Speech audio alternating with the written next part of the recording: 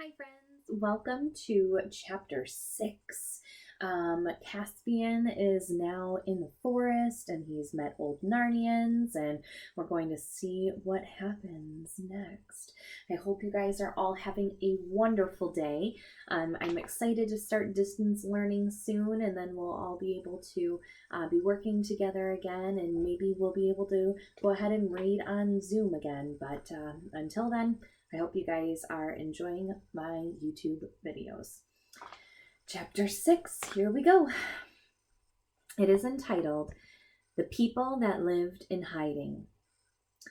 Now began the happiest times that Caspian had ever known.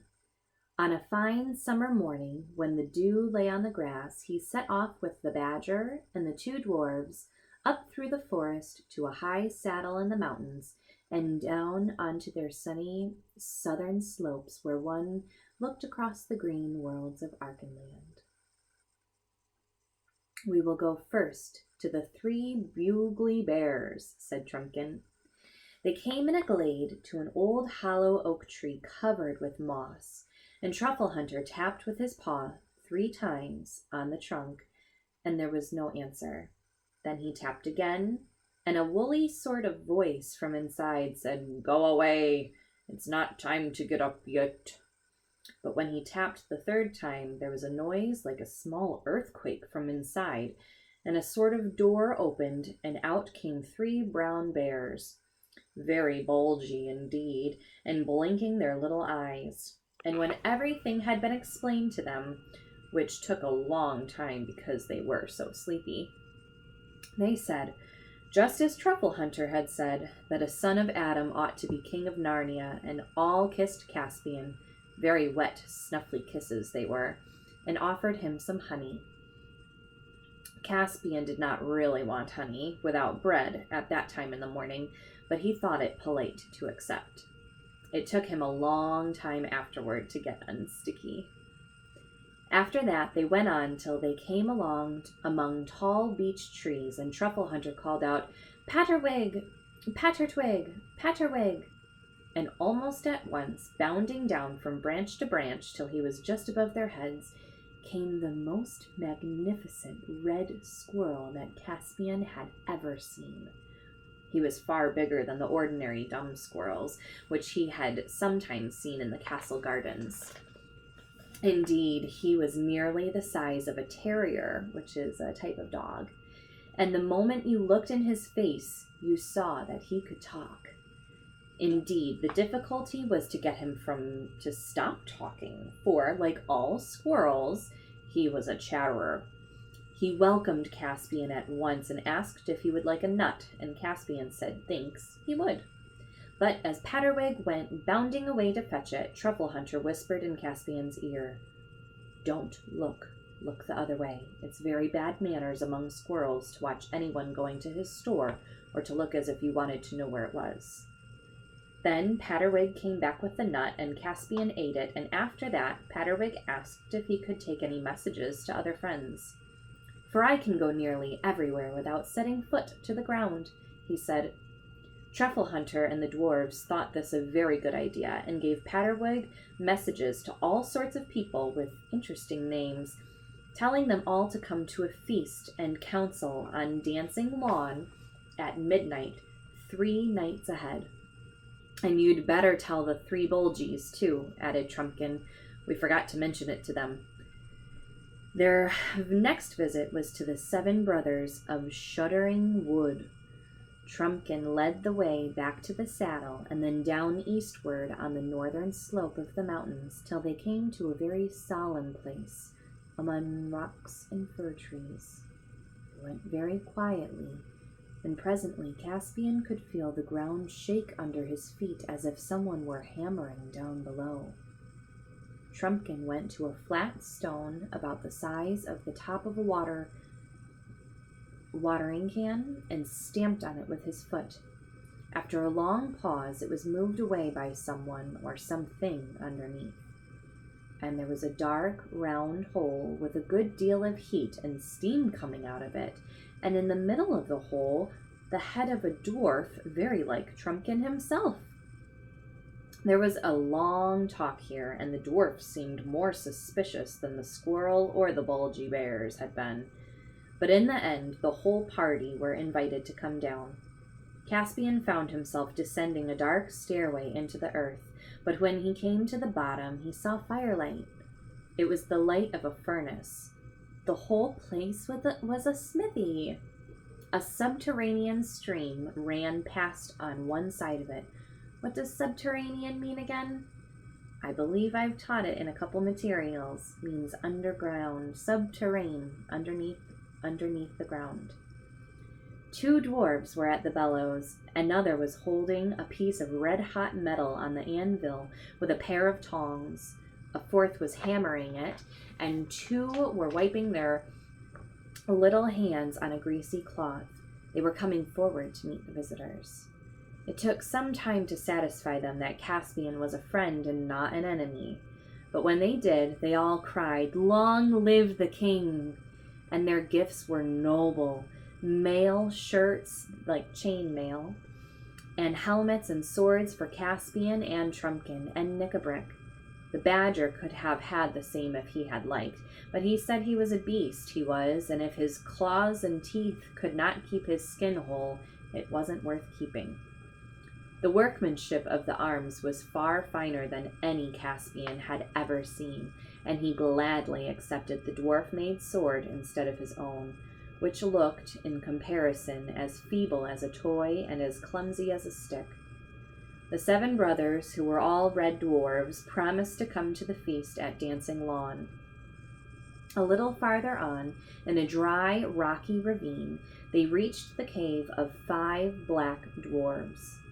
They looked suspiciously at Caspian, but in the end, the eldest of them said, "If he is against Miraz, we'll have him for king."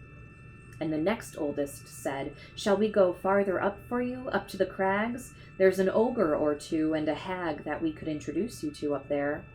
"Certainly not," said Caspian. "I should think not indeed," said Truffle Hunter. "We want none of that sort on our side." Nickabrick disagreed with this, but Trumpkin and the badger overruled him. It gave Caspian a shock to realize that the horrible creatures out of the old stories, as well as the nice ones, had some descendants in Narnia still. "We should not have Aslan for friend if we brought in that rabble," said Truffle Hunter as they came away from the cave of the black dwarves. "Oh, Aslan," said Trumpkin, cheerily but contemptuously. "What matters much more is that you wouldn't have me."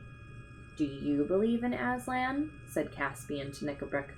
"I'll believe in anyone or anything," said Nickabrick. "That'll batter these cursed Telmarine barbarians to pieces or drive them out of Narnia. Anyone or anything, Aslan or the White Witch. Do you understand?" "Silence! Silence!" said Truffle Hunter. "You do not know what you are saying. She was a worse enemy than Miraz and all his race." "Not to dwarves, she wasn't," said Nickabrick. Their next visit was a much more pleasant one. As they came lower down, the mountains opened out into a great glen or wooded gorge with a swift river running at the bottom. The open places near the river's edge were a mass of foxgloves and wild roses, and the air was buzzing with bees. Here Truffle Hunter called again, "Glenstorm! Glenstorm!" And after a pause, Caspian heard the sound of hooves. It grew louder till the valley trembled, and at last, breaking and trampling the thickets, there came in sight the noblest creatures that Caspian had yet seen. The great centaur, Glenstorm, and his 3 sons. His flanks were glossy chestnut, and the beard that covered his broad chest was golden red. He was a prophet and a stargazer, and he knew what they had come about. "Long live the king!" he cried. "I and my sons are ready for war. When is the battle to be joined?" Up till now, neither Caspian nor the others had really been thinking of a war. They had some vague idea, perhaps of an occasional raid on some human farmstead, or of attacking a party of hunters if it ventured too far into these southern wilds. But in the main, they had thought only of living to themselves in the woods and caves and building up an attempt at old Narnia and hiding. As soon as Glenstorm had spoken, everyone felt much more serious. "Do you mean a real war to drive Miraz out of Narnia?" asked Caspian. "What else?" said the centaur. "Why else does your majesty go clad in mail and girt with sword?" "Is it possible, Glenstorm?" said the badger. "The time is ripe," said Glenstorm. "I watch the skies, badger, for it is mine to watch, as it is yours to remember.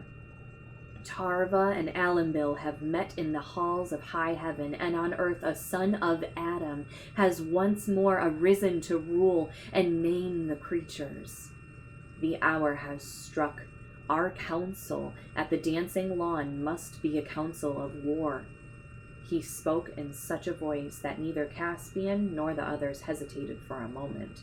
It now seemed to them quite possible that they might win a war, and quite certain that they must wage one. As it was now past the middle of the day, they rested with the centaurs and ate such food as the centaurs provided: cakes of oaten meal, and apples and herbs, and tea and cheese. The next place they were to visit was quite near at hand, but they had to go on a long way round in order to avoid a region in which men lived. It was well into the afternoon before they found themselves in level fields, warm between hedgerows. There, Truffle Hunter called at the mouth of a little hole in a green bank, and out popped the last thing Caspian expected: a talking mouse. He was, of course, bigger than a common mouse, well, over a foot high when he stood on his hind legs, and with ears nearly as long as, though broader than, a rabbit's.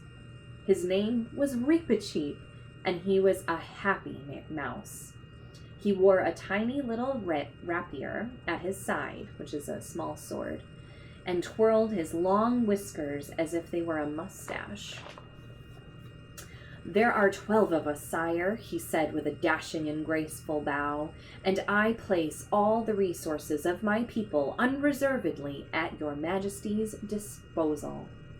Caspian tried hard and unsuccessfully not to laugh, but he couldn't help thinking that Reepicheep and all his people could very easily be put in a washing basket and carried home on one's back. It would take too long to mention all the creatures whom Caspian met that day: Clodsley, Shovel, the mole, the 3 hard-biters who were badgers like Truffle Hunter, Cameo the hare, and Hogglestock the hedgehog. They rested at last beside a wall at the edge of a wide, level circle of grass, bordered with tall elms which now threw long shadows across it, for the sun was setting, the daisies closing and the rooks flying home to bed. Here they supped on food they had brought with them, and Trumpkin lit his pipe. "Now," said Badger, "if only we could wake the spirits of these trees and this well, we should have done a good day's work."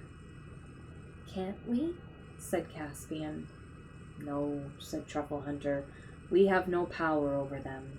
Since the humans came into the land, felling forests and defiling streams, the dryads and naiads have sunk into a deep sleep. Who knows if they will ever stir again? And that is a great loss to our side. The Telmarines are horribly afraid of the woods, and once the trees moved in anger, our enemies would go mad with fright and be chased out of Narnia as quick as their legs could carry them." "What imaginations you animals have," said Trumpkin, who didn't believe in such things. "But why stop at trees and waters? Wouldn't it be even nicer if the stones started throwing themselves at old Miraz?" The badger only grunted at this, and after that there was such a silence that Caspian had nearly dropped off to sleep when he thought he heard a faint musical sound from the depth of the woods at his back. Then he thought it was only a dream and turned over again, but as soon as his ear touched the ground, he felt or heard, it was hard to tell which, a faint beating or drumming. He raised his head. The beating noise at once became fainter, but the music returned, clearer this time. It was like flutes. He saw that truffle hunter was sitting up, staring into the wood. The moon was bright. Caspian had been asleep longer than he thought. Nearer and nearer came the music, a wild tune, and yet dreamy, and the noise of many light feet, till at last, out from the wood into the moonlight, came dancing shapes such as Caspian had been thinking of all his life. They were not much taller than dwarves, but far slighter and more graceful. Their curly heads had little horns. The upper part of their bodies gleamed in the pale light, but their legs and feet were those of goats. "Fawns!" cried Caspian, jumping up, and in a moment they were all round him. It took next to no time to explain the whole situation to them, and they accepted Caspian at once. Before he knew what he was doing, he found himself joining in the dance. Trumpkin, with heavier and jerkier movements, did likewise, and even Truffle Hunter hopped and lumbered about as best he could. Only Knickerbrick stayed where he was, looking on in silence. The fawns footed it all round Caspian to their reedy pipes, their strange faces, which seemed mournful but merry at the same time, looked into his. Dozens of fawns, Mentius and Obentinus and Dumnus, Faluns, Vultinus, Juribus, Nimianus, Nossus, and Oscuns. Patterwig had sent them all. When Caspian awoke next morning, he could hardly believe that it had not been all a dream, but the grass was covered with little cloven hoof marks. And here's a picture of all of the fawns dancing. And here we have come to the end of chapter 6. I wonder if Caspian is actually going to go to war. I wonder, do you think that the 4 siblings will also meet up with Caspian? We'll find out. Until then, have a wonderful weekend, and I will see you all for next chapter, Chapter 7, Old Narnia in Danger. See you later, friends.